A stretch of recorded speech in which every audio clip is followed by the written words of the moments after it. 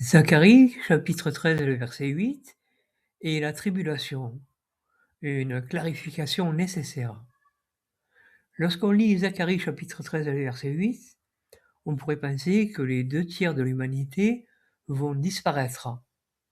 Mais une lecture attentive du texte et de son contexte montre qu'il n'en est rien.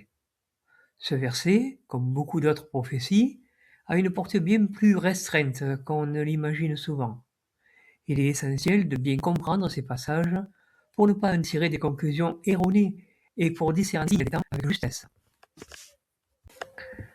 Le vrai sens de Zacharie chapitre 13 verset 8, oui, dans tout le pays, déclare Dieu, 2 tiers des habitants seront enlevés de là et mourront, et le 3e tiers sera laissé là, selon Zacharie chapitre 13 verset 8. Le pays dont il est question ici n'est pas la terre entière, mais bien le pays d'Israël, et plus précisément Jérusalem. Le prophète s'adresse à la nation d'Israël dans le cadre du jugement qui va la frapper. Cette prophétie s'inscrit dans un contexte local, pas universel. Zacharie chapitre 14, le lieu et le moment. Je rassemblerai toutes les nations pour qu'elles fassent la guerre contre Jérusalem. La ville sera prise, les maisons seront pillées et les femmes seront violées. La moitié de la ville partira en exil, mais le reste de la population ne sera pas enlevé de la ville. Ce verset confirme que l'événement décrit au chapitre 13 se déroule à Jérusalem. Il ne s'agit pas d'un massacre planétaire, mais d'une attaque des nations contre la ville sainte.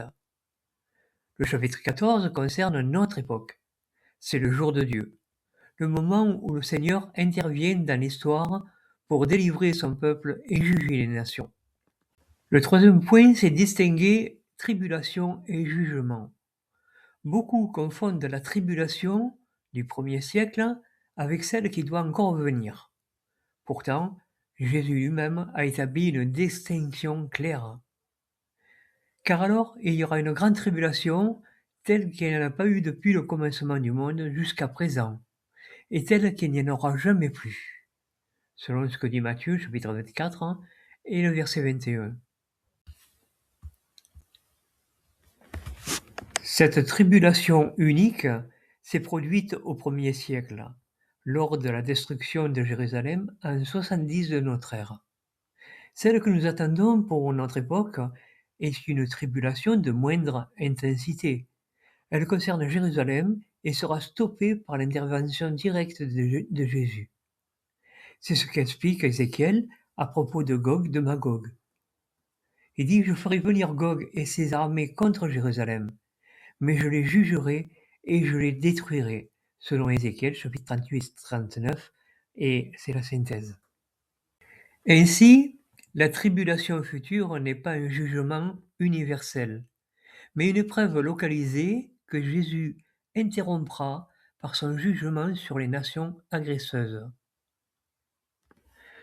Le 4e point nous parle des signes pour nous guider, non pour nous effrayer. Ces prophéties ne sont pas données pour semer la peur, mais pour nous aider à reconnaître le moment où Jésus interviendra. Ce sont des signes, pas des annonces de catastrophe mondiale.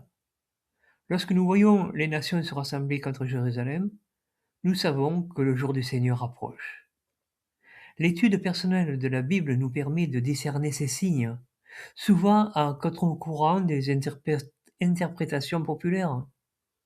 C'est là tout l'avantage d'une lecture attentive et contextuelle des Écritures. Conclusion, Zacharie chapitre 13 verset 8 ne parle pas de la disparition des 2 tiers de l'humanité, mais d'un jugement localisé sur Jérusalem. La tribulation de notre époque est distincte de celle du 1er siècle. Elle sera suivie d'un jugement divin sur les nations. En étudiant ces textes avec soin, nous pouvons vivre dans l'espérance et la vigilance, sans céder à la peur. Comme Jésus nous l'a dit, quand ces choses commenceront à arriver, redressez-vous et levez la tête, parce que votre délivrance approche, selon Luc chapitre 21 et le verset 28. Que ces réflexions vous encouragent à approfondir votre étude personnelle de la parole de Dieu, source de vérité et de paix.